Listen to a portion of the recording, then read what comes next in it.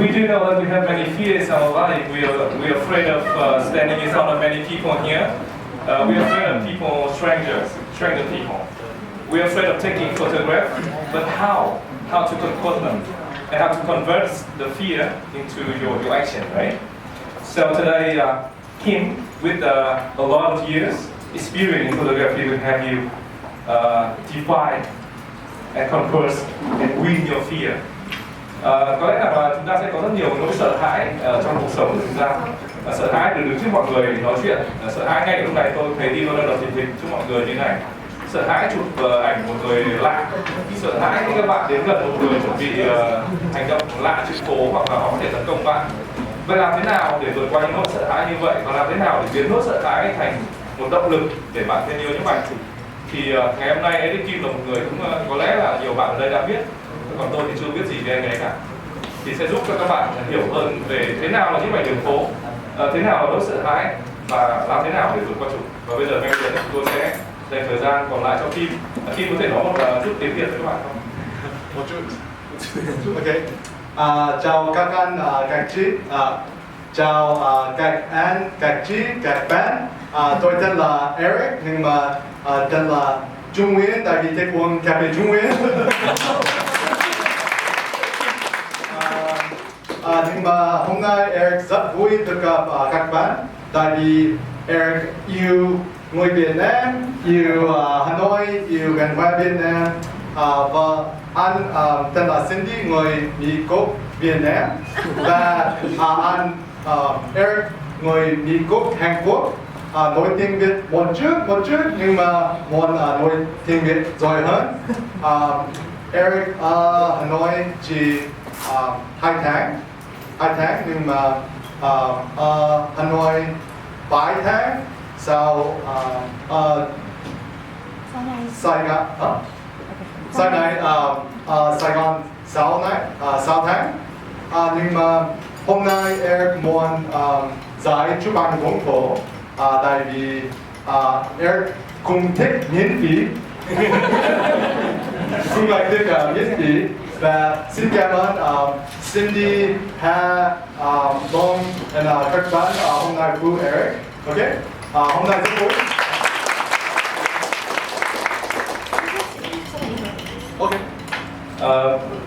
Hôm nay thì Eric sẽ nói chuyện với các bạn về những ảnh đường phố bằng tiếng Anh.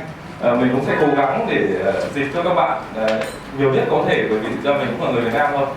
Nhưng mà trước khi đến với Eric Kim, có lẽ rằng là tôi cũng phải thay mặt các bạn ở đây cảm ơn Chu Việt Hà, một người đã đi kéo dài từ nãy đến giờ để buổi chúng ta. Hà có muốn nói một chút gì đấy với các bạn ở đây không? Không muốn nói gì à? Bạn gái nào muốn chụp ảnh với Hà thì sau giờ nhé. Chúng ta sẽ quay lại với Kim ngay bây giờ với bài trình bày của Kim. Xin mời Kim. So, the reason why I want to do this free workshop today is that thank you especially to Hat who helped do it. We really want to help build the community of Chupan Dongpo, Hanoi, because it's such a beautiful city to shoot street photography. And my hope is after this workshop, you'll learn a lot, and also you guys will become more friends to go out and make even more beautiful photos of Hanoi. Vừa rồi thì tôi không nghe rõ lắm. Tôi phải nói là xin lỗi, bởi vì là Cindy, vợ của Eric thì nói mình là mình nên gọi Eric Kim là Eric, không gọi là Kim. Thực ra thì có lẽ là cái mong muốn của Eric ngày hôm nay thì ngoài cái việc giúp cho các bạn có một cái buổi free về những ảnh đường phố, thì cái quan trọng hơn là các bạn có thể làm bạn với nhau, và sau buổi này thì các bạn sẽ được chụp ảnh đường phố đẹp hơn. Và trong cái buổi chia sẻ ngày hôm nay thì Eric sẽ chia sẻ những cái tips và những cái cụ thể, những cái ví dụ rất cụ thể để các bạn hiểu hơn, rõ hơn. Tôi nghĩ rằng ở đây là một cái workshop không thể bỏ qua đâu. Ok, hôm nay Eric giải chụp ảnh đường phố hay hơn và không sợ. Các bạn hiểu không? So today I'm going to talk about how to build your confidence in street photography. Tại vì Eric rất thích chụp ảnh đường phố, nhưng mà Eric sợ. Tại vì chụp ảnh đường phố rất khó, đúng không? Nhưng mà tại vì chụp ảnh đường phố khó hơn, vui hơn. because street photography is so difficult, that's what makes it so fun. Ngày xưa Eric thích chụp ảnh landscape, nhưng mà chụp ảnh landscape rất dễ, rất dễ. Và tại vì chụp ảnh landscape dễ, không vui, rất chán như con rắn. Chán như con rắn. Shooting landscapes, I used to shoot landscapes, but because it's so easy, it made me so bored. Nhưng mà bây giờ thích chụp ảnh không có tại vì khó. And one thing I want to tell you is, because street photography is so scary, that's what's going to help you make better street photos. Not everyone could choose street photography because it's very scary, but today I'll teach you some practical things how to build your confidence and overcome your fear. Các bạn thì chắc nghe rõ rồi, Kim ngày xưa thì đã chụp ảnh về phong cảnh. Kim không nói rằng chụp ảnh phong cảnh thì rẻ đâu, mà chụp ảnh phong cảnh thì khá là, với Kim thì là dễ và làm cho cậu ấy cảm thấy boring. Tuy nhiên thì chụp ảnh đường phố thì không phải ai cũng có thể chọn chụp ảnh đường phố, bởi vì bạn sẽ phải luôn luôn đối mặt với nỗi sợ hãi. Và cái bài trình bày ngày hôm nay thì giúp các bạn làm thế nào để vượt qua những nỗi sợ hãi như vậy, và Kim có thể quay trở lại bài trình bày. So, to first get started, everybody stand up. Stand up. Okay, so we're going to stretch. Okay, hands in the air. Stretch. Oh, there you go. Oh, sorry. Okay. So, okay, wait. The first assignment is, it's going to be practicing making eye contact. That'd be, if you look at somebody, it's kind of like ngai.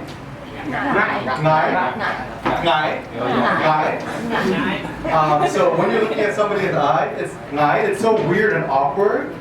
But I'm going to give you this assignment to help you feel more comfortable. So the assignment is, so you stand here. So this is your partner. You have to turn to your partner. Gun. And you have to make eye contact with one another for 1 minute. You have to make eye contact with your stranger or your partner. And you can talk, nói chuyện, không sao. Nhưng mà you have to keep looking. You cannot be like nine and go like this. Okay? Explain to me. Các bạn, chúng ta sẽ cùng đối mặt với nỗi sợ hãi đầu tiên trong cái buổi trình bày ngày hôm nay, còn một cái bài tập rất là nhỏ thôi. Hai bạn bên cạnh nhau, họ sẽ quay sang nhau. Các bạn nhớ rằng là cái mũi chân của mình có thể chạm vào mũi chân của người lần trước. Các bạn đi thẳng mắt nhau trong vòng khoảng 1 phút và các bạn có thể nói chuyện, có thể tán tỉnh cô gái xinh bên cạnh, muốn lên tất cả. Hai cô gái xinh đấy. So first of all, everyone, turn to your partner. Turn to your partner. Hai người bất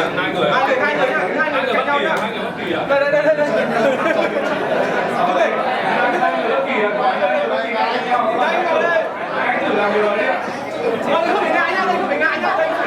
Đây là nỗi sợ hãi đầu tiên.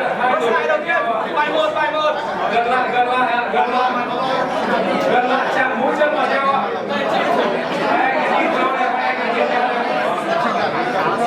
Gần lại nữa đi, mũi chân các bạn hãy chạm vào nhau.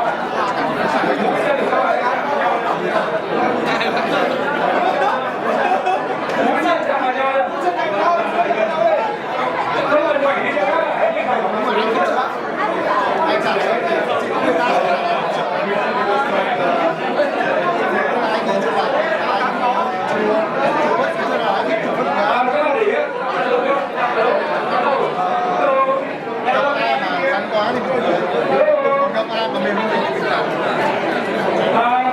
Bây giờ chúng ta sẽ dành 1 phút để các bạn nhìn thẳng vào mắt nhau và hãy nghe tôi đếm ạ. 3, 2, 1, bắt đầu. 1 phút bắt đầu. Hãy nhìn thẳng vào mắt nhau.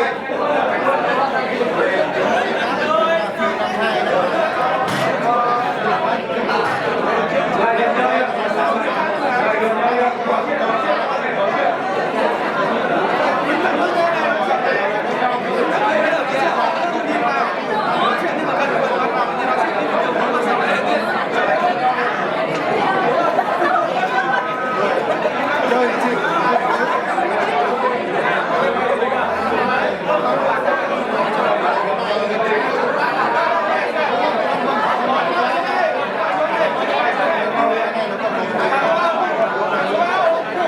nhìn vào mắt nhau.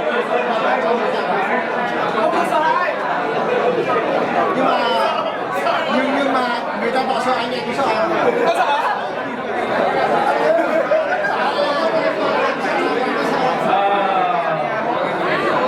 Nhiều bạn ở đây đang kết giao khỏe mét.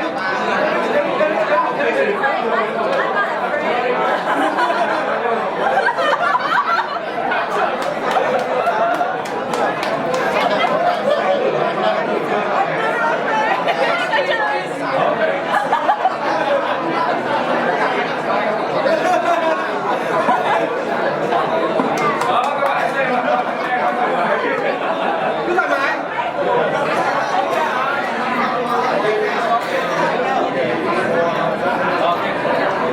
Đóng cánh cửa ngoài cái, đóng ngoài cái cửa. Xong rồi, xong rồi.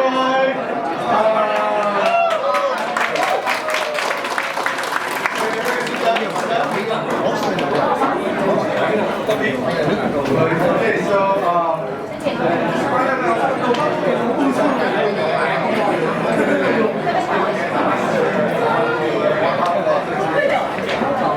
Bây giờ thì chúng tôi Eric và tôi thì rất là muốn nghe cái chia sẻ của các bạn, và các bạn đã cảm thấy gì khi mà ở cái khoảng cách rất gần với các bạn học được gì qua cái bài assignment vừa rồi. Ai sẵn sàng chia sẻ cái cảm nhận của mình trong cái lần đầu tiên mình sát một người lạ như vậy ạ? Ai ạ? Tôi rất muốn nghe ý kiến của bạn ấy. Giơ tay lên ạ. Anh Đức ạ. Anh Đức. nói tiếng Việt. Nói tiếng Việt cũng được. Thực ra là biết nói ngay là thực ra tôi chẳng sợ. Thực ra là nói vui vậy thôi, chứ thực ra cái việc chụp ảnh đường phố thì bao giờ cũng vậy, thì càng gần thì càng tốt, và càng gần thì chúng ta càng đạt cái khoảnh khắc đấy. Thế nên ra là cái việc mà dám chụp thì nó là cái việc rất quan trọng, để dám chụp thì chúng ta không nên sợ bất cứ điều gì cả. Tôi nghĩ như vậy. Thực ra là nó hơn nhau ở cái nào nhỉ? Nó hơn nhau cái thần thái của từng người thôi. Tôi nghĩ là như vậy. Còn không có chuyện. Còn bạn nào nữa không? Các bạn hãy giơ tay là anh hơn ạ. Vâng, em mời anh. Cảm ơn chị. Thực ra thì tôi cầm máy bây giờ 23 năm rồi, nhưng mà tôi chưa được chụp tiếp cận đầu tiên của thì hôm nay sẽ gửi hẹn các bạn không quá được bây giờ. Cảm ơn anh và tôi sẽ tập và sau đây sẽ cố gắng. Thực ra thì trước đây thì tôi đã từng chứng kiến với anh em tiếp cận, ví dụ một số anh em cùng chơi chung đường phố, thì thực sự là tôi rất sốc khi mà anh em tiếp cận với cả một số đời thường. Tôi không thể làm được, nhưng mà sau buổi hôm nay tôi sẽ làm được.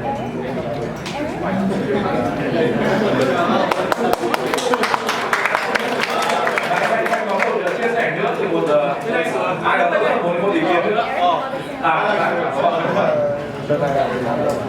Thế thôi.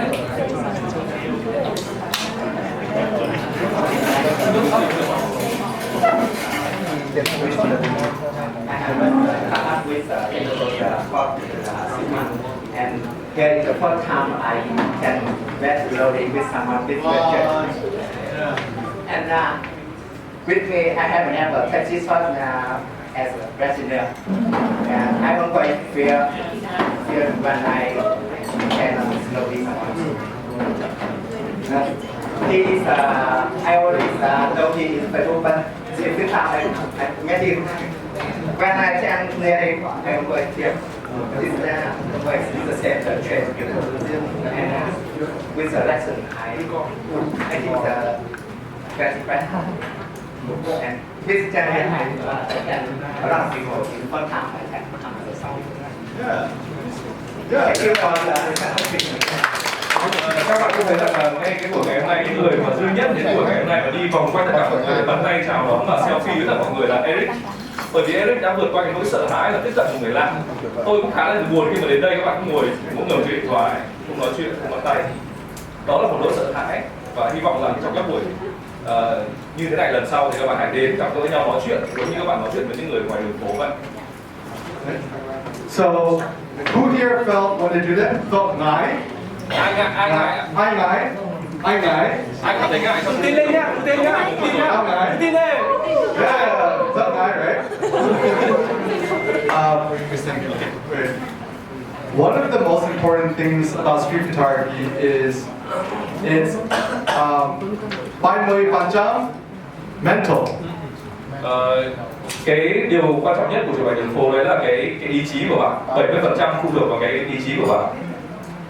And I always think to myself, in street photography, if we never felt afraid to take a photo, how much better photos can we make and don't have any regrets in our photography? Không biết rằng là bao nhiêu người cảm thấy sợ hãi khi mà bạn chụp ảnh đường phố. Nếu bạn không cảm thấy sợ hãi thì rất khó để các bạn có một bức ảnh tốt hơn, và chỉ có chính cái nỗi sợ hãi đấy khiến bạn có thể có những bức ảnh tốt hơn như vậy. And so I'll share you guys some practical tips and assignments which will help you build your confidence. And also what I share today is just not street photography, it's also things that can help you in your life too. Thực ra thì trong cái buổi ngày hôm nay thì Eric sẽ chia sẻ với các bạn những cái tips và những cái bài thực hành cụ thể trong những cái trải nghiệm thực tế mà Eric đã trải qua trong quá trình chụp ảnh đường phố của mình, và các bạn sẽ có những cái kinh nghiệm cụ thể hơn.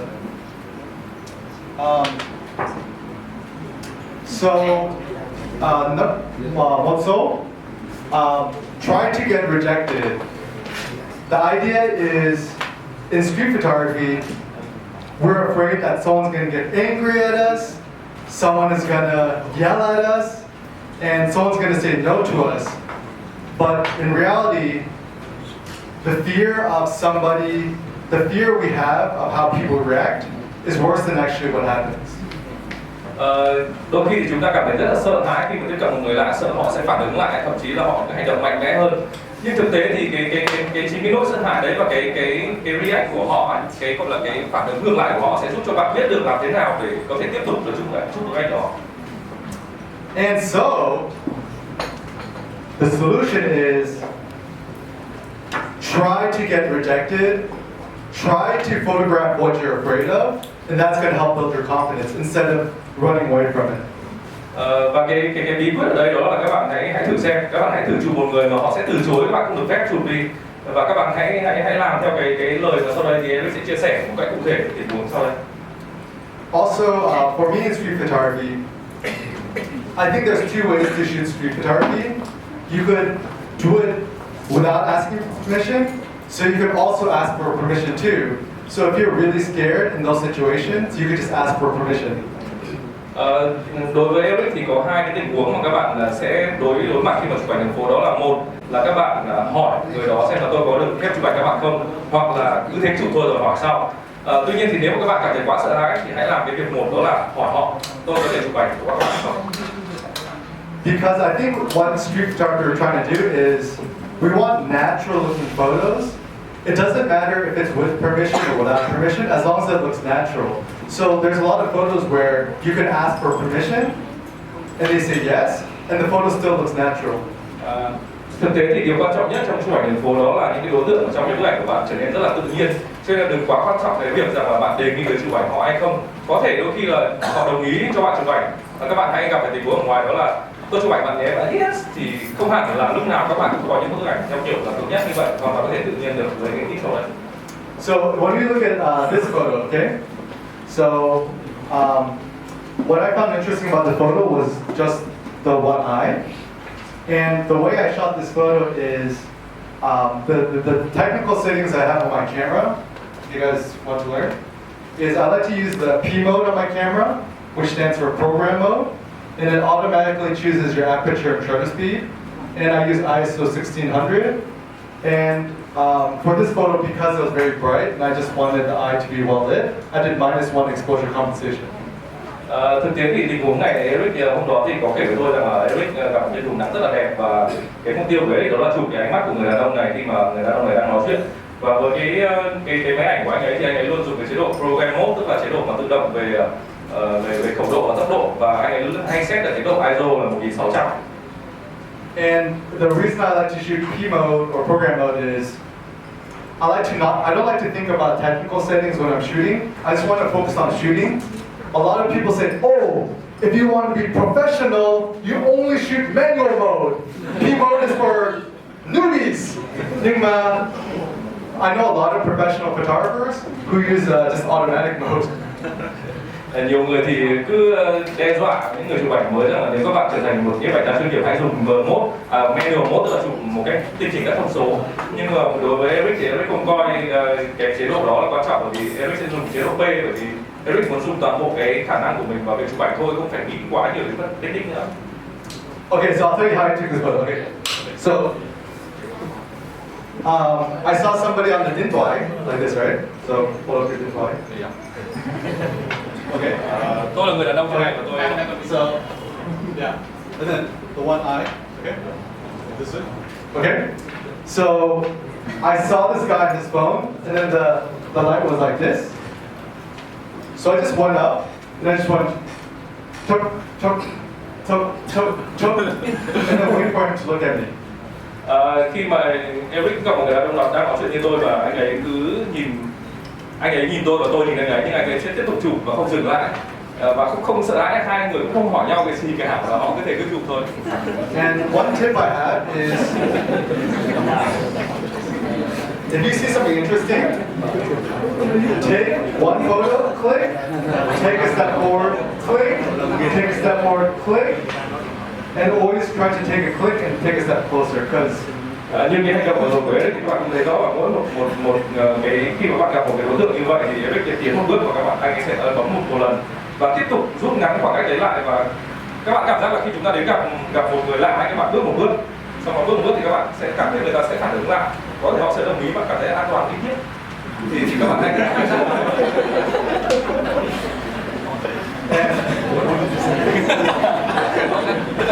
cứ mạnh dạn thôi, cứ mạnh dạn đến gần những người mà sorry, what do you say was so funny? so I say I told them not to be afraid. Take stand, you stand, take a picture, say one. Okay. So what happened next was just on your phone, the phone. You go tick tick tick tick tick, and then tick tick, and then he looked at me. Right? Khi mà người đàn ông người đang nói chuyện và khi mà cứ thấy Eric đến gần thì người đàn ông bắt đầu dừng lại và nhìn thẳng vào Eric. And then he looked at me and I looked at him, and I go, tuk, tuk, tuk, tuk. And he didn't say anything. Đó, các bạn thấy rồi là người đàn ông này không hề nói gì và Eric cảm thấy anh ấy không nói gì, tiếp tục làm việc đấy. Và các bạn đừng dừng lại, tiếp tục ấn máy ảnh như vậy. So if you keep taking photos and the person doesn't say anything, that means okay, không sao.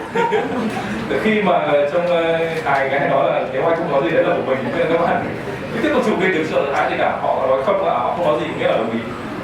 So I was like, okay, không sao, he has no problem. So I go, tuk tuk tuk tuk tuk tuk tuk tuk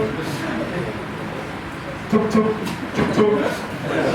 Và Eric đã tiếp tục làm như vậy, bất kể người đàn ông này họ cũng có liên tục thay đổi về mặt trạng thái, có thể nhìn sang trái nhìn sang phải, nhưng mà Eric vẫn cứ tiếp tục chụp như vậy và liên tục thay đổi góc độ chứ không đứng một góc như ban đầu nữa. So do you guys want to see the photos I shot behind the scenes?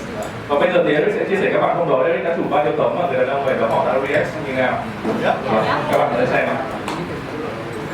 Đây là toàn bộ 26 tấm mà Eric đã chụp về người đàn ông này ở trong khách sạn khi anh ta đang nói điện thoại. So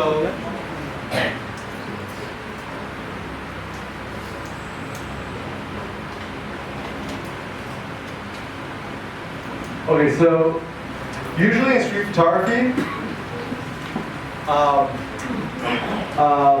you find out so run away, right?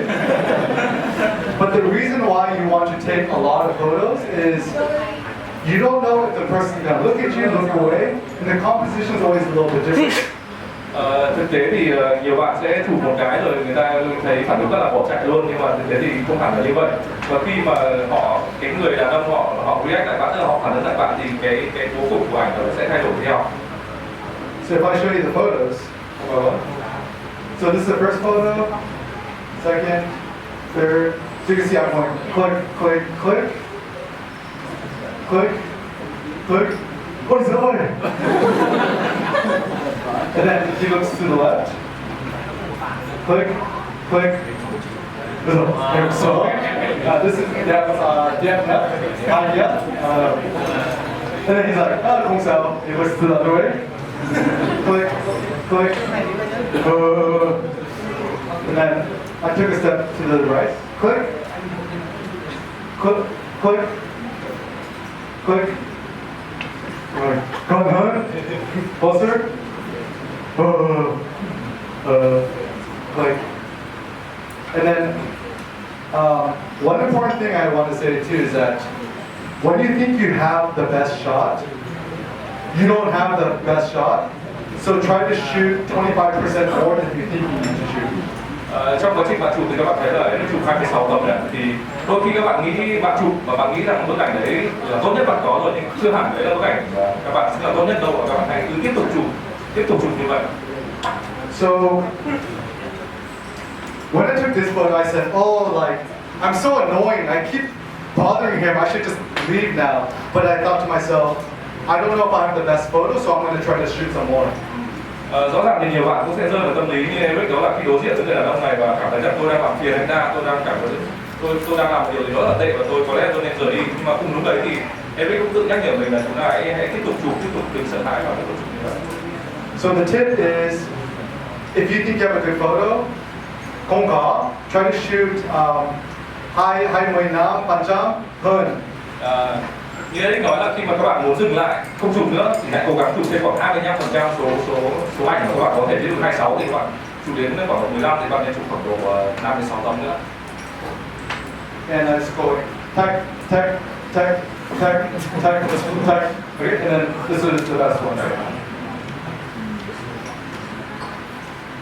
Okay, so hi.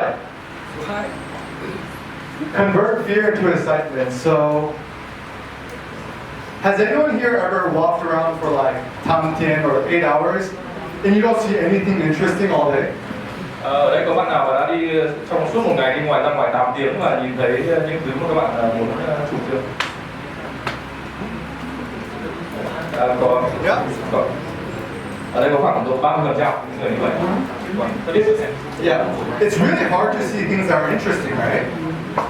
So one of the best ways to know what might make a good photo is see what makes you feel soft, like your heart goes like this and then the sweat goes down your back. If you see something that makes you feel afraid, that might be a good photo. Thực sự thì mà cũng không dễ dàng cho các bạn ra ngoài đường trong vòng 8 tiếng để thấy những cái gọi là những cái scene rất là thú vị để các bạn chụp. Và chính cái lúc các bạn cảm thấy sợ hãi như là khi bạn tim bạn đập thình thịch và bắt đầu da gà nổi hết từ gáy lên và tóc gáy dựng lên ấy, thì có thể đấy chính là thời điểm mà bạn sẽ mang lại cho bạn bức ảnh tuyệt vời nhất. So now, I think fear is a good thing. So là tốt, tại vì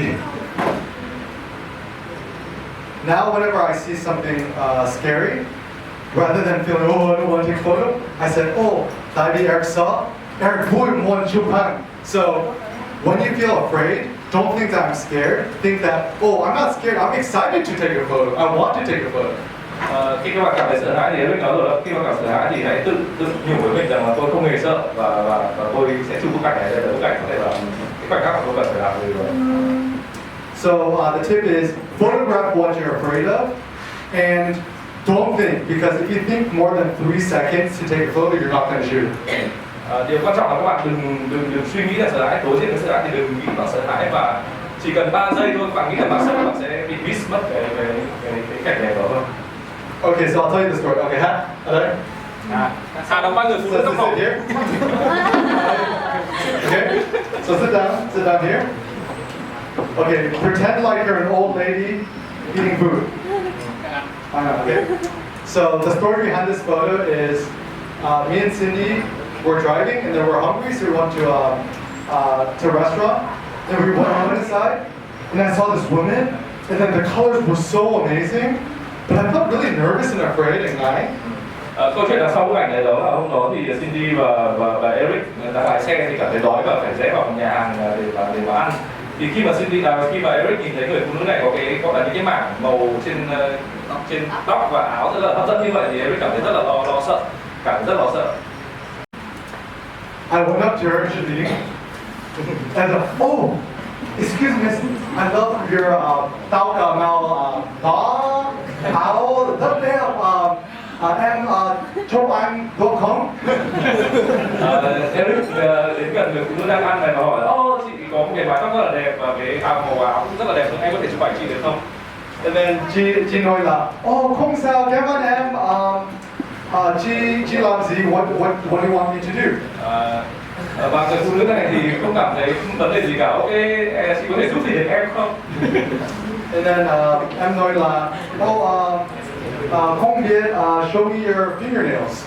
Và Eric nói rằng là hãy cho tôi xem cái móng tay của bà ấy, và bà ấy đã cho cái bức ảnh đầu tiên các bạn nhìn thấy là cho xem lúc là một móng tay cũng đỏ luôn. So I started to take a lot of photos, and also I used the flash because the flash, it makes the colors brighter and more saturated, and the person pops out a bit more. Eric thì thích dùng flash khi mà chụp như vậy, bởi vì khi chụp dùng flash thì cái màu của cái vật thể bạn chụp nó sẽ trở nên vibrant hơn, tức là cái saturation nó sẽ tăng hơn và sẽ rõ rệt hơn. So if you look at photos 5 and 6, those are without a flash. You can see just it doesn't have that same energy or vibrance or the impact. Rõ ràng khi các bạn nhìn thấy bức ảnh thứ 4 và thứ 5 thì cái đó thì Eric không dùng flash, và khi đấy thì các bạn nhìn thấy những chi tiết và những cái màu nó không được, và cái khối nó không được nổi lắm. And then so bad. Chị nói là how does my lipstick look? And she went like this and Và khi đấy thì người phụ nữ theo phản xạ tự nhiên thì cũng lo về cái gọi là cái diện mạo của mình. Anh thì môi của chị có làm sao không, và ngay lúc đấy thì Eric đã chụp ngay bức ảnh đó và đó bức ảnh mà cậu thích nhất. So I think when a lot of people look at this photo, they think that I just went here and scared her, right? But actually what happened is I talked with her first, and while she's talking, I was taking photos. So even though it's with permission, it still looks natural. Tức là khi mà Eric đến gần thì tiếp tục hỏi người phụ nữ này và vừa nói chuyện và tiếp tục chụp, tức là không phải các bạn đến gần mà chả nói gì, cứ thể dí thẳng cái máy ảnh của mặt người ta và tiếp tục giao tiếp với người ta, và rõ ràng thì không phải lúc nào các bạn hỏi ý kiến và chụp như vậy thì cũng đem lại những bức ảnh mà nó gọi là không được tự nhiên, nên rõ ràng nó vẫn tự nhiên như bình thường. But then a lot of people say, in street photography, you're cheating because you're not supposed to talk to them, and that's you're lying. Nhưng mà I think street photography is about creating your own reality. So in street photography, you don't have to tell the truth. If you shoot documentary photography or news photography, you have to tell the truth. But in street photography, the best street photographer are the best liars. Nhiều người thì sẽ phản ứng với các bạn rằng là chụp ảnh đường phố thì bạn làm như thế có nghĩa là bạn là người giả dối hay là bạn đóng kịch, nhưng thực ra thì không phải như vậy. Nếu các bạn chụp những ảnh gọi là documentary, tức là tài liệu, thì họ sẽ yêu cầu bạn độ chính xác như vậy. Tuy nhiên thì chụp ảnh đường phố không phải là như thế, và thực tế thì những người chụp ảnh đường phố rất giỏi thì đều là những người nói dối cũng tuyệt vời luôn. Okay, they get Kevin hat. Yeah, that's right. Hat đẹp trai phải không?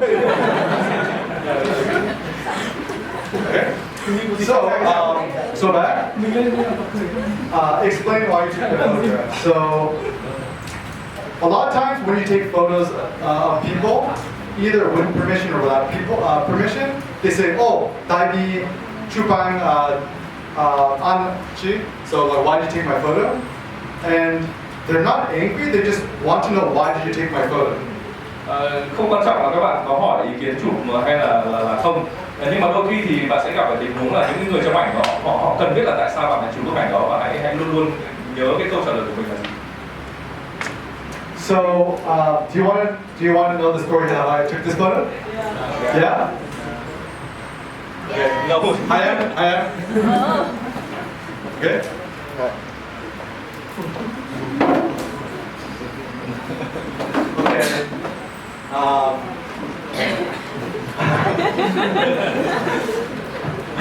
Guy. Okay, pretend like you're just eating. Nhưng mà Jan, you còn Jan. Okay. So the story is, Cindy, Eric và Cindy ang quán ăn. Monan, and Eric won the Nabesin. Và Eric nói là xin đi Eric đi Nabesin, and then có Mike Chupin. Xin said, Eric, tại sao con Mike Chupin? I said, khi có hình rất đẹp. Xin said, có hình đẹp Nabesin.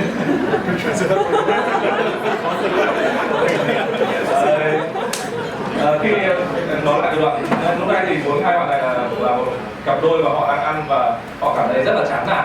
Thì câu chuyện đằng sau cái bức ảnh đó là hôm đấy thì Cindy và Eric có vào nhà hàng ăn thì Eric muốn đi về nhà vệ sinh và Eric theo một thói quen thông thường là cậu ấy luôn cố gắng là mang bức ảnh và Cindy có hỏi là tại sao lại mang bức ảnh vào nhà và máy ảnh vào trong nhà vệ sinh thì Eric nói rằng là vào nhà vệ sinh thì chắc chắn là có ảnh đẹp. So I have my camera. I'm going to the Nava scene, right? And then I see this scene, right? Is that there's a couple and they look very Jan, but then the people here, Zabui, right? So there's some sort of contrast or juxtaposition here. Và khi mà Eric bắt đầu đi vào nhà vệ sinh thì Eric thấy cái cảnh này hai người họ đi ăn tối với nhau thì cảm thấy rất là chán nản, trong khi thì ở trên thì lại là khung cảnh rất là vui và cái nội dung của bức ảnh nói lên cái chuyện mà cái sự tương phản giữa hai nội dung như vậy và Eric đã quyết định để chụp bức ảnh này. But this scene, it was in a restaurant, it was very dark. So I thought to myself, I have to use a flash. Thực tế thì trong nhà hàng này rất là tối và như bình thường thì Eric phải dùng flash để cắt như vậy. So I stand here and then I take my camera and put the flash to full power and go, and then they go,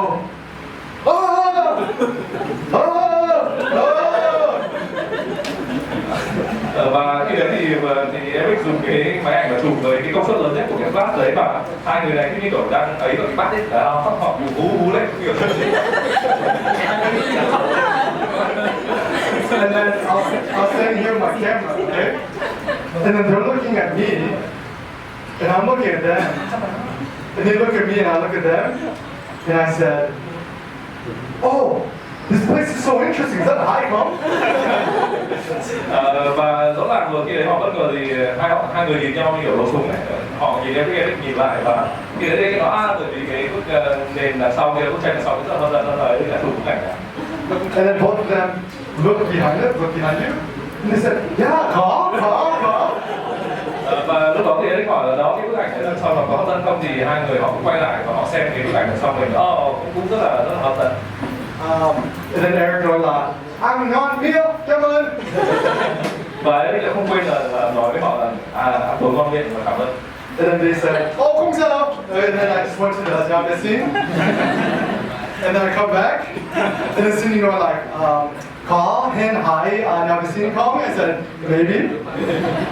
Và lúc đó thì Eric chụp xong bức ảnh và thản nhiên phòng vệ sinh giải quyết nỗi buồn của mình đi ra ngoài và Cindy hỏi là có bức ảnh này không thì Eric nói là không có thể. So the moral of the story is always have your camera with you because you never know when there's going to be a good photo, even if you go to the bathroom. Và một cái kinh nghiệm đây đó là hãy luôn luôn mang cái máy ảnh theo mình bởi vì bạn sẽ không thể biết được là cái gì đang chờ đợi người tới trước liệu mình có bức ảnh ở cái hoàn cảnh sắp tới thì sẽ không. Và mấy khi là bạn sẽ hỏi bức ảnh Wait, come on again. You go back. Yeah. Tip so pretend like I'm not here. So sometimes if you see somebody that you want to photograph and you feel shy, you can say, I like you because you look so cool. Do you mind if I take your photo? Đôi khi các bạn đi chụp ảnh thì các bạn cũng sẽ gặp một số tình huống là các bạn muốn chụp bức ảnh đó và các bạn cũng sẽ hỏi người ta rằng là tôi có thể chụp bức ảnh hay không. And so sometimes people say, yeah, không sao, nhưng mà an làm gì? And I say, pretend like I'm not here. Just keep doing what you're doing before I came. Và chắc chắn rồi trong cái tình huống đấy thì sẽ có nhiều người hỏi lại bạn khi bạn chụp ảnh là vậy thì tôi sẽ phải làm gì và cái tip ở đây đó là hãy nói với họ rằng là cứ coi như tôi cũng có đây là bạn sẽ tiếp tục công việc của mình. And then like buy 반찬 mới rồi là okay không sao, and then just kind of hang out. Và theo kinh nghiệm thì có khoảng 77% là những người thì không sao, họ sẽ tiếp tục làm việc như vậy và không quan tâm đến bạn. So the story behind this photograph is Eric Kaksan Hotel. That. So Eric, the Kaksan Hotel. Kaksan. Oh, what team did Anyways, so I saw this guy and he's like, oh, rất high này Eric nói là, oh, xin lỗi nhưng mà em muốn chụp ảnh ống. Tại vì rất chuẩn và rất tốt. You're very fashionable. Do you mind if I make your photo? He said, oh, không sao. And I said, okay, just sit there, don't do anything. He said, okay. And then also I shot 3 vertical photos because I don't know which one's better. Thực tế thì như cái tip trước mà Eric đã chia sẻ các bạn là hãy luôn luôn chuẩn bị cho mình một cái lý do khi mà mình chụp ảnh. Và khi Eric đến gặp người đàn ông này và đề nghị là tôi có chụp ảnh không thì Eric đã nói luôn lý do là bởi vì trông ông rất là mạnh và rất là chuẩn chỉnh về mặt gọi là fashion thì rất là về thời trang thì khá là đẹp. Và Eric đã tiếp tục chụp nhưng mà các bạn thấy là Eric đã chụp cả ảnh dọc và cả ảnh ngang nữa. Ở đây tất cả là có khoảng 7 tấm.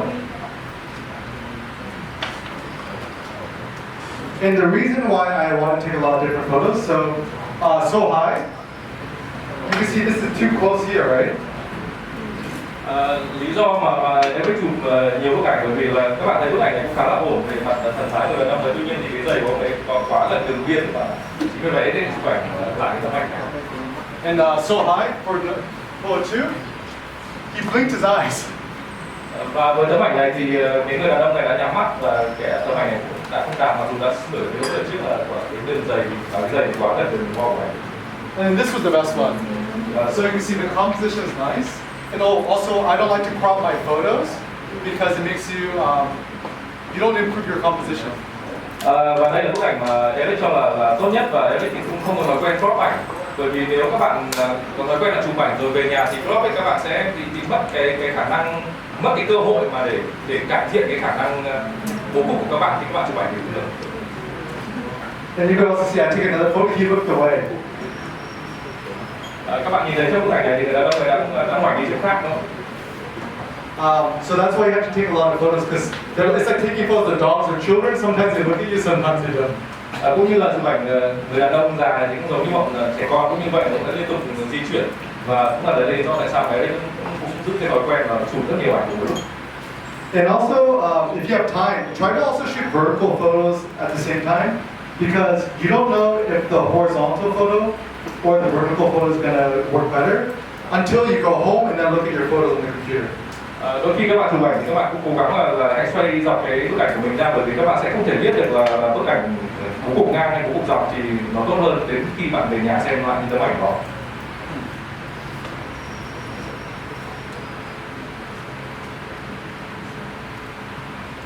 Okay, and then the last tip I have for you guys is so when it comes to shooting street photography, it's about your personal confidence. If you feel confident and you feel happy, your subjects are going to feel confident and happy too.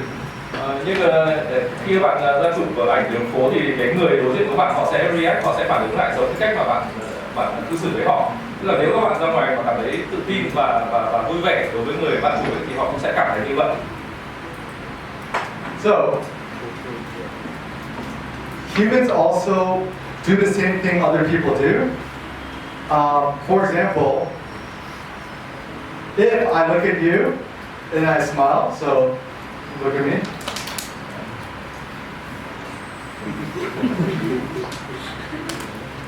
You're like, this guy's crazy, huh?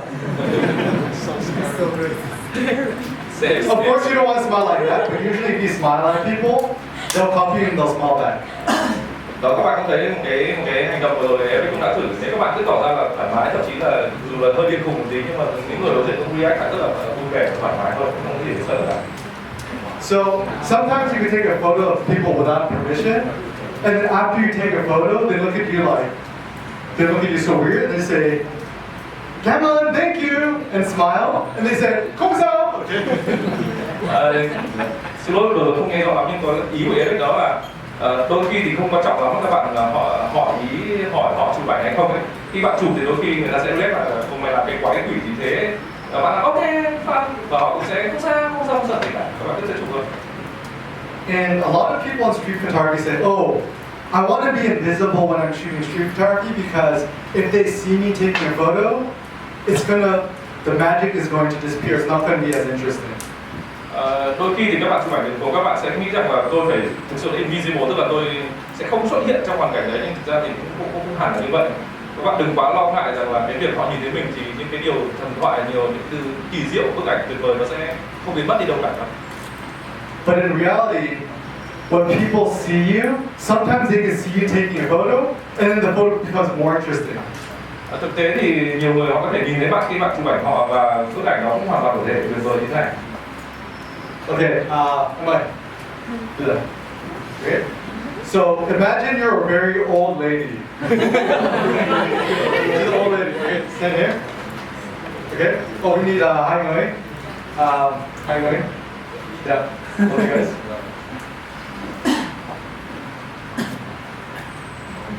Oh, no, one more. Yeah. Oh, yeah. Yeah. Three. Okay. So you're the man, so you stand here. You're a lady, you stand here.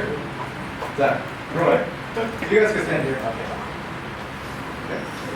Come on, this way. You stand here. You stand here. You stand here, okay? Okay. Is that okay? So what I saw is, I saw this lady with a hat. You have a nice hat, right?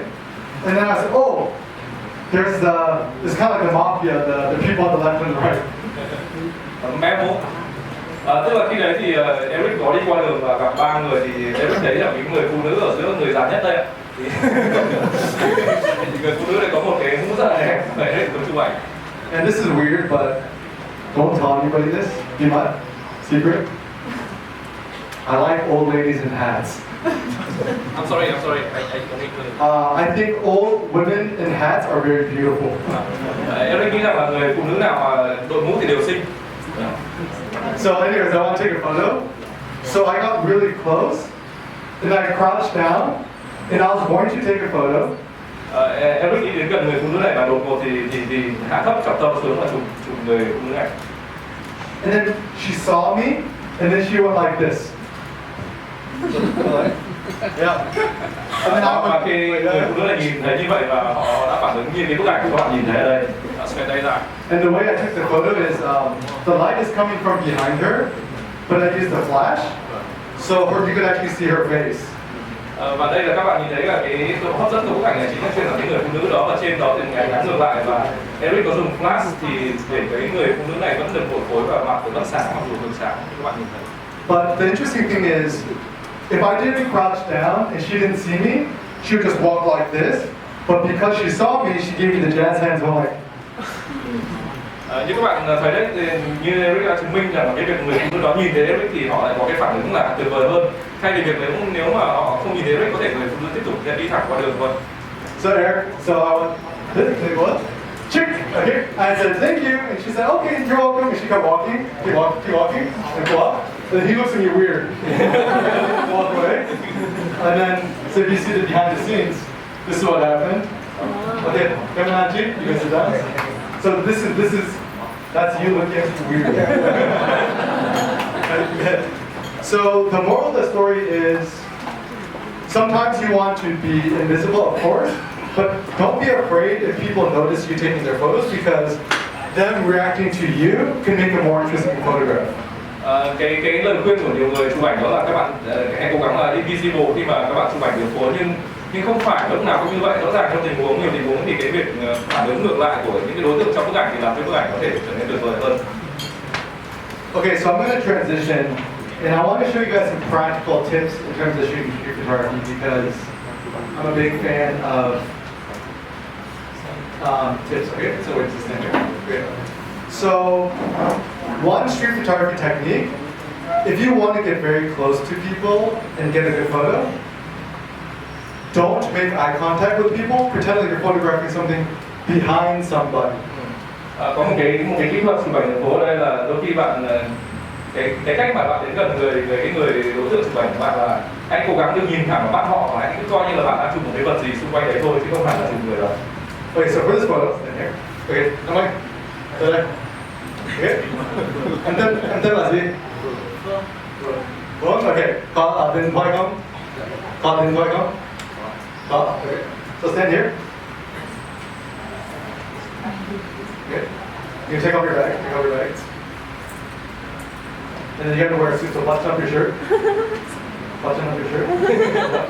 Stand here. Okay. So pretend like you're just texting. Okay. So it's looking down. Looking down. It's texting. Okay. And so with that text. Okay. So what I did was I went tack, tack, tack, tack, and then he looked up at me, and then do that. Yeah. Tuck, and he looked at me, and then I went like this. Tuck, tuck, tuck. Các bạn thấy cái kỹ thuật đó là khi mà Eric đi đến gần thì các bạn phải bắt đầu nhìn lên và Eric tiếp tục chụp. Tôi coi như đi thẳng quá, các bạn sẽ gặp nhiều tình huống trên phố như vậy. Hãy đến gần đối tượng mà đừng sợ, tôi coi như bạn đang chụp đằng sau đó. So the secret of this is that if you're taking photos of somebody, you're taking photos either you have a viewfinder or you're using an LCD screen. Click, tuk, tuk, tuk, and then if you see them and they look really angry, like what's up, then Eric, I go like this.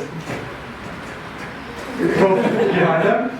But if they look happy, then I'll start talking to them.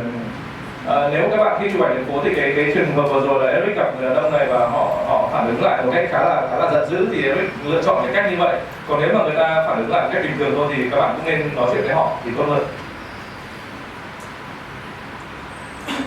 So if you guys look at the contact sheet, you can see every time I took a photo, I click, take a step forward, click, take a step forward, click. So click.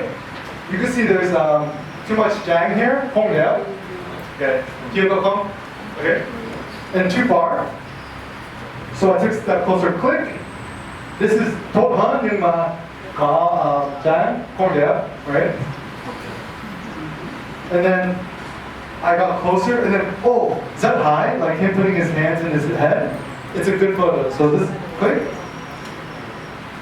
Nhưng mà có jang phải không nhiều tiếng Việt.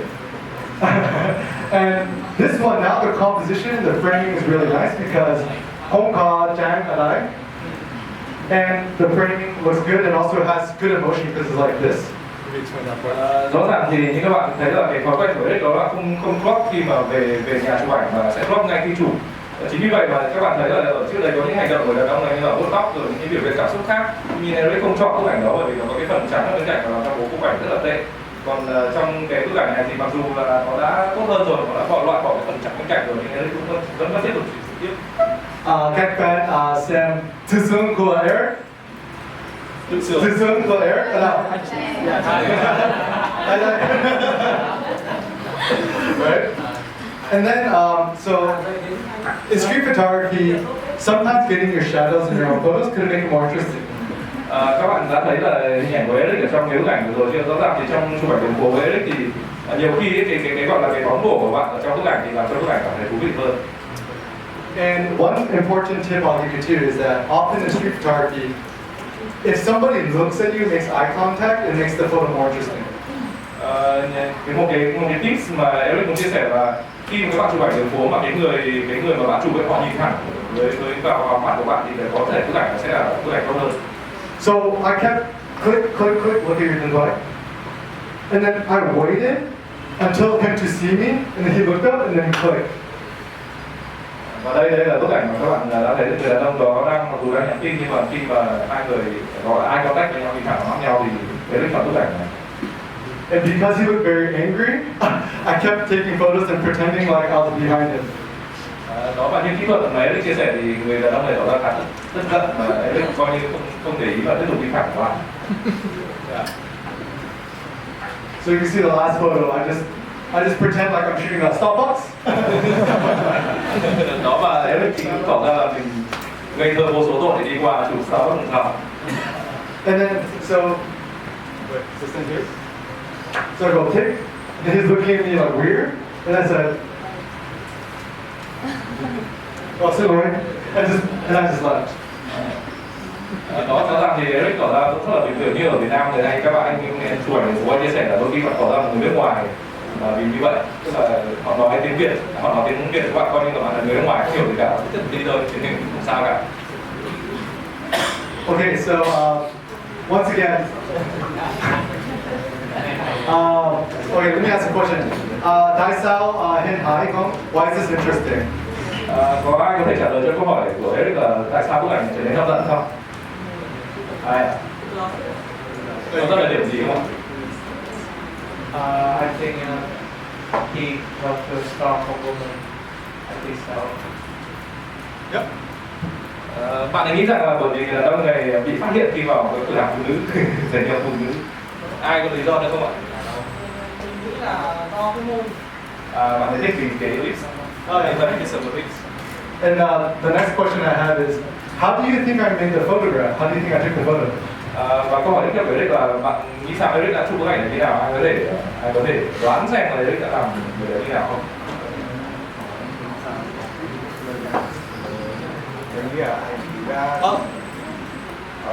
I think you focus on this model, not you. You can make him feel like that. Oh, and say also Team Việt. Em nghĩ là Eric đã chụp vào cái model này để ok cảm giác là ta không chụp ở Mỹ. And do you think I asked for permission or no permission? Theo bạn thì Eric có hỏi ý kiến chụp bức ảnh này không? So with permission, raise your hand.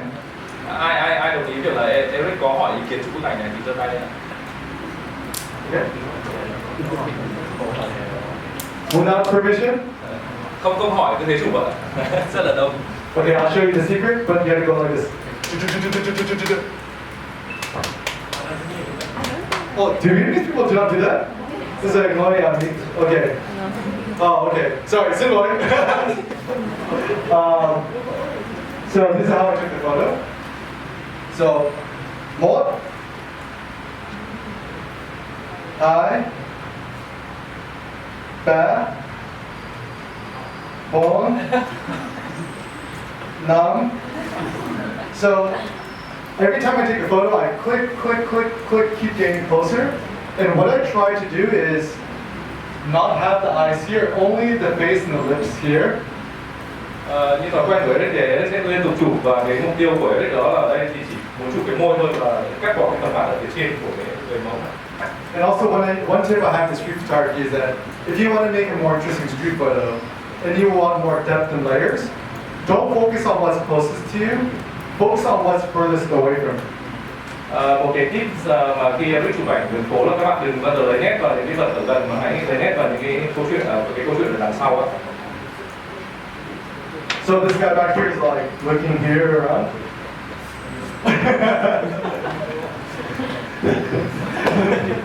And he's like, is this guy taking my photo? Nó các bạn thấy bắt đầu là người đàn ông còn đang tìm kiếm gì đó nhưng mà bắt đầu cảm thấy bất an, tức là có một thằng nào đấy đang làm cả công việc. He's getting suspicious. You keep talking. Okay, he's getting suspicious. And then he looks at me and I go, right? And then I stay there and I don't run away because ngày xưa Eric take it, oh, xin lỗi, and then run away. But I just took. Hey, what are you doing? Ngày xưa thì Eric sẽ khi mà bị phản ứng như vậy thì Eric sẽ bỏ chạy ngay, nhưng mà bây giờ thì cậu ấy có thể là có lẽ là sợ không chạy được, nó phải đứng lại. And then I just said, and took, and he used to like start yelling at me, and I said, oh, I'm just taking photos of the statues. Khi mà người ta phải hỏi rằng phóng lại là các cái quái quỷ gì thế, thì ở ta chụp bức tượng thôi. And then he goes, you have to ask for permission. Why didn't you ask to take photos of it? Và người đàn ông này phản ứng ngay là tại sao mày lại dám chụp ảnh như vậy? Và cái phản ứng này thì bạn sẽ hay gặp khi mà chụp ở Hà Nội. And then I looked at him and I said, can I take your photo? Và lúc này thì Eric nhìn lại người đàn ông này hỏi em có thể chụp anh được không? And he looked at me and said, no, get out of here. Tất nhiên rồi, trong tình huống có đang cáu thì mà phải đến ngay khỏi đây.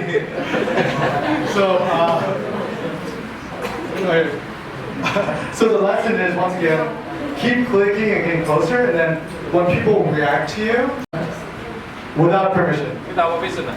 Có ai nghĩ là em cứ chụp rồi không hỏi không? Okay, whoever gets all the answers right gets miễn phí like a. I'm sorry. I'm making a joke. I said whoever gets all the answers right will get a free like a. Oh, should I not joke? I'm sorry. I don't really understand. Cindy.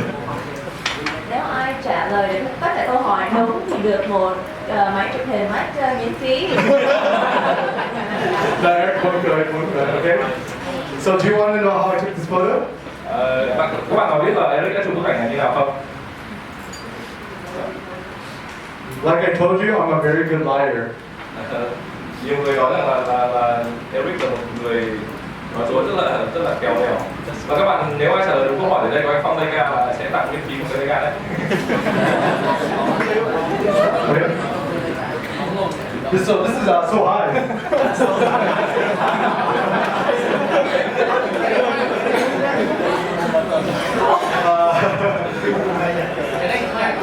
He actually has a really nice smile, right?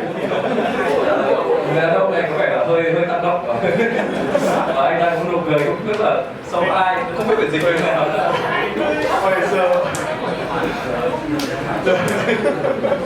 the story behind this photo is I was in Istanbul, I'm from Istanbul, and there was so many people crowded, almost as bad as Hanoi. Đây câu chuyện này là em chụp bức ảnh này ở Istanbul và câu chuyện nó y hệt như ở xe buýt Hà Nội, rất là đông ở trên xe buýt này. And so I took my camera and I just took one photo. Và Eric thì chỉ có chụp một tấm hình thôi. And then everyone just like laughing, like, oh, this Asian guy is so crazy. Và khi đó thì mọi người cười trở lại và thấy rằng là thật là kinh khủng đâu một người. So he's laughing in one way, right?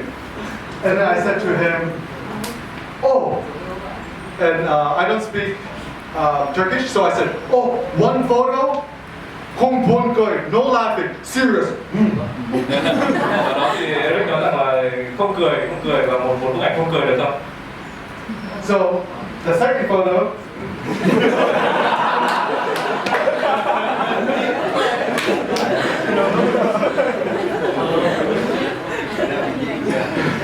He's trying really hard not to laugh.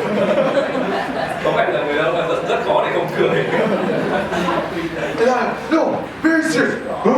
Đấy, và cái yêu cầu là có thể nghiêm trọng hơn được không, và các bạn thấy là rất khó tin khi mà cái bức ảnh của bạn thích nhất thì lại là bức ảnh của ngược lại với cái hình ảnh người đàn ông này cười tươi lúc trước. So he's giving that look and then make a photograph. Và đây là kết quả cuối cùng, người đàn ông cười rất tươi luôn em ở đây, nó trông sắp giết Eric nơi. And one thing I learned to speak Turkish is the longer you take photos and the longer you're there, people in the background they just start to ignore you. Một cái kinh nghiệm mà Eric học được khi chụp ảnh đường phố đó là cái thời gian mà bạn trong đám đông nó càng lâu thì dần dần thì người xung quanh đó sẽ cảm thấy không để tâm đến bạn nữa. This is the first photo, right? Everyone's like, ah, ha, ha, ha, ha. Everyone's like, what's going on, right? But then, so high, and then everyone just like, okay, back to the point, right? So once again, if I just took one photo and ran away, I wouldn't have the interesting photo. So this is an example where I made this photo and I told them what to do because this is what I had in my mind and I made a more interesting photograph. Đây là một cái bức ảnh thể hiện trong cái chuyện là đôi khi là các bạn sẽ tương tác với cái yêu cầu với người trong ảnh để thực hiện những cái thứ mà các bạn muốn, bởi vì có thể trước khi các bạn vào bức ảnh đấy thì các bạn đã tưởng tượng ra cái việc đấy rồi và các bạn yêu cầu họ làm như vậy. Alright, so the last photo I want to share with you guys is this photo. So how does this photo make you feel? Các bạn cảm thấy thế nào khi mà nhìn thấy cái bức ảnh này? Có ai có ý kiến không? Các bạn cảm thấy gì khi nhìn thấy bức ảnh này? So take a shout it out. You shout it out. Just how's it make? Các bạn nói luôn đi, các bạn nói luôn đi ạ. Cảm thấy bài rất là vui. Yêu đời. Chúc mừng lót sau khi mà xem một bức ảnh. Đây thì là chỉ số 2. How many photos do you think I shot? A lot. Theo các bạn thì Eric chụp bao nhiêu tấm trong cái trường hợp này? Alright, how many do you think I shot? I think you should a lot. A lot about it. More about 25. More than 25. How many do you think I shot? 10. 2, 1, 5. 1, 2, 10. Remember, who gets a correct answer gets a free camera. Các bạn cứ nhìn hình hết của mình có cái camera free để cho bạn nào trả lời đúng. Yeah, so which will how many? Bao nhiêu? 35. 30. 100. 1. 1. How about 0? Zero. Alright, second question. Question so high. Do you think I got this photo in the beginning, middle, or end? Theo bạn thì bức ảnh này là bức ảnh đầu tiên ở giữa hay là bức ảnh cuối cùng trong cái series mà em đã chụp? So, what do you think? Beginning, middle, or end? Beginning, middle, first, last. Ai là đầu tiên? Ai nghĩ là cái cảnh đầu tiên ạ? Giơ tay ạ. Ai là bức ảnh ở giữa cái series đó thì giơ tay ạ. Còn bức ảnh cuối cùng thì sao ạ? Okay. Ngược nhau. So, okay. 1, 2,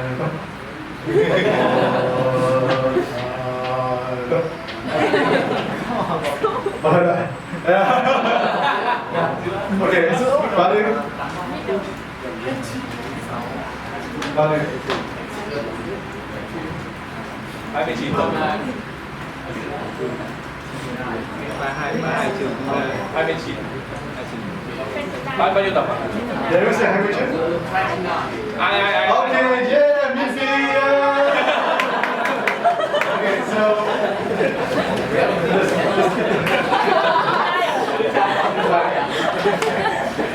so the story of this photo is I was in New York City, Tanpo, New York, and I saw this lady and I said, "Oh my God, you look so beautiful! I love your hair, your outfit. Do you mind if I made some photos of you?" And she said, "Oh yeah, không sao." Câu chuyện này thì Eric chụp bức ảnh này ở New York và khi đấy thì Eric nhìn thấy người phụ nữ này và bảo ok, chị có cái mái tóc rất là đẹp, một cái vẻ ngoài rất là hấp dẫn, em có thể chụp ảnh chị được không? Okay, okay, and I. Em ơi. And I. Aaron goes like, "I know it, not Emma." Okay, we'll stand here. Okay. Okay. And then big like this, and then red lipstick, okay? So just stand there. And my lens is 28 millimeters, 28 millimeter. So how close do you think I am? Cái lens mà Eric hay dùng là lens ở tiêu cự 28 và theo bạn nghĩ thì Eric chụp bức ảnh này ở cái khoảng cách bao nhiêu xa so với cái thứ này? So I turn on the macro. Yeah, macro. And this photo was about this close. Các bạn nghĩ là cái máy ảnh khoảng cách là gần như thế này không? Yes. Yeah. So about here. So this is how I took a photo, okay? Và đây là cái cách mà Eric đã chụp cái bức ảnh này. Tag, tag. And then I said, "Oh, can you look down? Look down. Tag. Oh, look up. Tag. And then she said, "You're so crazy." Ha ha ha ha.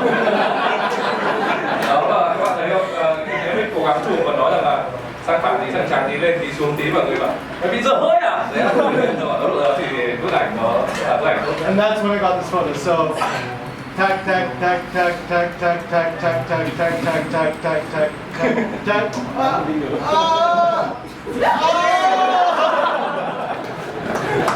And then I didn't know I got a good photo. Tag. Và Eric cũng nghĩ rằng là bức ảnh nó tuyệt vời nhất và anh ấy đã tiếp tục chụp những bức ảnh khác. But then that was the best one. Okay, yeah, okay, come on then. Yeah. So once again, you don't know when you're going to make a good photo. So there's some street photographers I know. They only make one photo and they make very nice photos. But most of the great street photographers, you look at their photos, they make lots and lots of photos to make one good photo. Thực tế thì có rất nhiều người nhiếp ảnh ở phố nổi tiếng, nhiều người sẽ nghĩ là họ chỉ chụp một tấm, nhưng thực tế thì những người chụp ảnh từ phố giỏi thì họ đều chụp rất nhiều tấm trong một hoàn cảnh, không phải một tấm như các bạn nghĩ đâu. Okay, so these are some tips, and then I want to end this presentation with some practical assignments. Okay. So before you end, okay, so these are the 5 tips I talked earlier. Okay, so you can take your tinpoi, you can take a photo of this, or you can take a camera photo of this. Và đây là cái tổng hợp lại những cái lời khuyên mà lúc nãy em đã khuyên các bạn có thể dùng điện thoại để chụp lại những cái lời khuyên này. Okay, so you can either write this down, you take a photograph of it. Also, later I'll show you a link where you can download the presentation for free. Và tất nhiên rồi các bạn cứ chụp cái bức ảnh này, còn sau đó thì Rick sẽ chia sẻ với bạn cái bài presentation này cái là free qua có lẽ là qua email khi mà Hà đã có lẽ lại đúng không? Nếu bạn nào mà chưa biết email thì nên viết vào đấy lúc này là có để mà cái người trên đường phố nói là say no với bạn. So, if you got 5 people say yes, call, then you look for the 5 people that saw. Và sorry. I'm sorry, not really concerned in case I don't know how to talk even. Sorry, I was speaking bad Vietnamese. I was speaking English. It's very hard to get 5 people to say no. So if you get 5 people to say yes, and you have no no's, then you have to look for 5 really scary looking people who you think will say no. So you want to get a no, and this is what helps build your confidence, because you want to get rejected. Tức là thực tế thì rất là khó cho các bạn, rất khó để mà các chụp ai đấy mà họ nói là họ không đồng ý chụp thôi. Thế thì đối với những người mà họ nói không, đúng không? Nói không thì có thể là bạn cảm thấy sợ, nhưng mà Rick nói Eric nói là mình sẽ rất thông thường, có khi là mình sẽ rất khó tìm được những người mà người ta sẽ nói không, đa phần người ta sẽ nói có, nhưng mà nếu mà bạn tìm mãi nó không thấy ai nói không thì cố gắng bạn sẽ tiếp cận cái người nào trông có vẻ đáng sợ về người.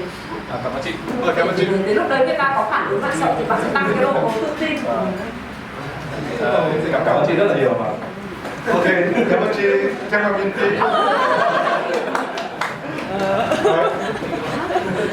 Xin lỗi.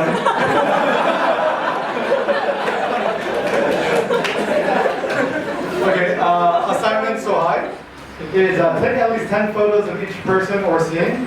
The idea is don't just take 1 or 2 photos and run away. Try to take lots of different photos and work the scene, and then you can choose one of the best photos later. Cái cách tập thứ 2 đó là các bạn cố gắng là chụp tối thiểu 10 tấm ảnh của mỗi người ở trong cái khung cảnh mà các bạn đã trải qua trong một ngày, và đừng bao giờ chụp 1-2 tấm, 1-2-3 tấm rồi là bỏ đi. Các bạn nhớ cái bài tập là như vậy. Okay. Back. 1.000 hin, 1 ngày. Okay. So the idea is okay. 1.000 too soon. 1,000 selfie. The idea is that a lot of us are scared to take street photos, so we don't take a lot of photos. If you know that you have to take 1,000 photos in a day, it'll just help you take a lot more photos and become more confident. Thực tế thì bài tập này không phải là để các bạn gọi là hẳn làm chụp 1.000 đâu, bởi vì chúng ta có quá nhiều nỗi sợ hãi, và chính nỗi sợ hãi thì các bạn sẽ không được chụp được nhiều ảnh đường phố. Vậy thì khi mà các bạn nhận một cái assignment là các bạn hãy chụp 1.000 tấm trong một ngày ấy, thì chính đó là một cái nỗi sợ hãi các bạn phải vượt qua. You don't always need to take 1,000 photos in a day, obviously, but this will practice you to make a lot of photos, and then later you might only take like 100, 200, 300, but this is just an assignment. Đúng như là tôi đã nói với các bạn đó, thì cái việc mà các bạn chính là vượt qua nỗi sợ hãi, các bạn chụp càng nhiều, có thể 100 hoặc 200 tấm thì các bạn sẽ cảm thấy các bạn sẽ cảm thấy thoải mái và cảm thấy tự tin hơn rất nhiều khi các bạn chụp ảnh. Okay. So, compliment everyone you see for an entire day. So, a lot of the times, you see a lot of people. You'll see the waiter, waitress, coffee person, but we don't really talk to people. And we don't compliment people. So if you want to build your confidence, for one day, every person you say, just say one nice thing about you. It's like, oh, nice haircut, or I like your shirt, or I like your camera, or you're so funny, thank you for being my friend. And by complimenting a lot, compliment là miễn phí. Compliments are free, so it doesn't cost you anything. But it makes people feel happy, and also you feel happy too. Đó, có thể trong một ngày thì các bạn sẽ gặp rất nhiều người khác nhau, có thể gặp một anh bồi bàn, gặp một cô nông dân, vân vân. Và hãy cố gắng là gặp mỗi người như thế thì các bạn hãy khen họ một câu, khen bất cứ cái gì mà bạn thấy đẹp. Có thể là biết những anh này tóc đẹp này, chị này là không biết phải xin khen như nào. Cái việc mà các bạn học khen người khác như thế thì các bạn sẽ có một cái sự tích cực hơn và cũng làm cho bạn cảm thấy tự tin hơn. Khi các bạn khen người khác thì họ cũng sẽ vui và bạn sẽ vui thôi. And so last one is just photograph what you're afraid of. So for một tháng, for 1 month, only photograph what you're afraid of. And by photographing what you're afraid of, you're going to build confidence in your life. And this will help you in your relationships, business, and everything. Thực tế thì các bạn có thể thử cái bài tập là chụp tất cả những gì mà bạn sợ hãi trong khoảng 1 tháng. Nó cũng không thể chỉ làm cho bạn cảm thấy tự tin và thoải mái hơn đâu, mà có thể điều đó nó còn tốt cho cái việc tạo dựng mối quan hệ của bạn trong bạn bè hoặc là kinh doanh nữa. And if you want to take a photo, these are all the vine top that you take photos of. If you want to, just take a photo with your phone.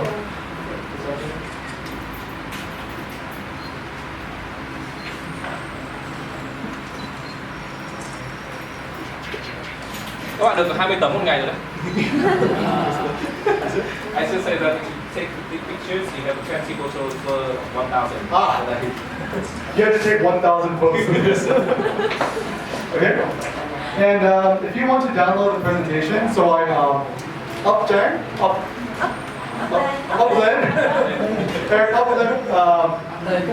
presentation on internet.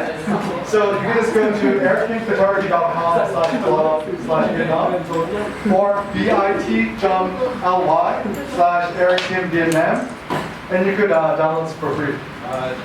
Các bạn có thể tải cái bài trình bày vừa rồi, chia sẻ vừa rồi trên cái trang của Eric Kim, như các bạn có thể chụp lại hình như này, và trên đó thì tôi tin là các bạn sẽ còn tìm thấy rất nhiều những cái chia sẻ thú vị nữa. And I'll also send this link to Hannah. I'll send this to you. So maybe Hannah, you could just post this on Facebook too. Và sau đấy thì Eric sẽ gửi cho Má Mì Hà và Má Mì Hà sẽ gửi cái link tất cả mọi người. Okay. And then yeah, so I'll put that there too. And if you want to learn more about street photography, Minh Phi, just go to Google, search Eric Kim blog. So hi Google or Facebook.com Eric Kim Photography, and I'll also have a lot of YouTube things. This is where you're seeing. Hay là Hà thì có thể sẽ upload những thứ lên Facebook của cậu ấy và chia sẻ cho các bạn. Còn ngoài ra thì các bạn có thể tìm từ khóa là Eric Kim blog và bạn sẽ thấy Facebook và kênh YouTube của bạn ấy ở trên YouTube, sorry. Và trên đó có rất nhiều bài chia sẻ rất là hay, các bạn thử xem và có thể được hơn cả hôm nay. And also I know you're passing around the sign-in sheet. So people write down your email. So if you haven't yet, if you could write down your email address, because we plan on doing some more workshops or presentations like this. And next time, me and Hat, I think we're both going to do something together. So I think this will be a good opportunity. So just make sure to write down your email address so you can stay updated.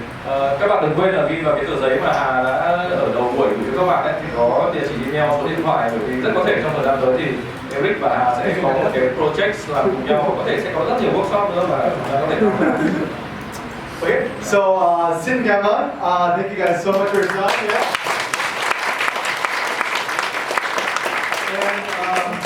And yeah, so the people I would like to name, xin cảm ơn Hat. Yeah.